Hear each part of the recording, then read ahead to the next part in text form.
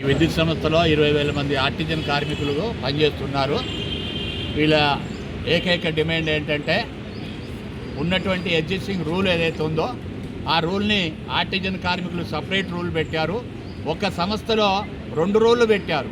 ఈ ఆర్టిజన్ కార్మిక సోదరులందరికీ కూడా అన్యాయం చేశారు. అయినా కూడా ఓపికతో చాలా కాలము పనిచేశాము. అయితే ముఖ్యంగా ఏంటంటే మేము 8వ తారీఖు నుండి 9 కార్మిక సంఘాలు మొత్తం కలిసి సమ్మె నోటీస్ ఇచ్చాయి. ఆ సమ్మె నోటీసులో భాగంగా 8/4/2026న మనం సమ్మెకి వెళ్తున్నాము. ఇది ప్రభుత్వం కానీ మేనేజ్మెంట్ కానీ పట్టించుకునే పరిస్థితి కనబడట్లేదు.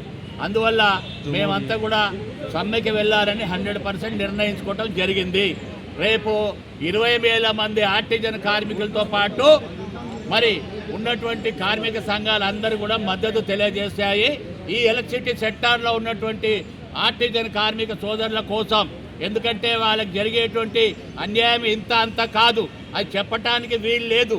ఎందుకంటే ఒక రిటైర్డ్ అయిపోతే కన్నీళ్లు పెట్టుకొని వెళ్ళిపోతున్నాడు తప్ప 20 ఏళ్ళు 30 ఏళ్ళు పనిచేసినా కూడా వాడు అలాంటి బెనిఫిట్ పొందటం లేదు. అందువల్ల మిత్రులారా, ఈరోజు 2017లో ఆర్టిజన్గా విలీనమైన తర్వాత ఈరోజు వరకు ఎలాంటి పురోగతి లేదు.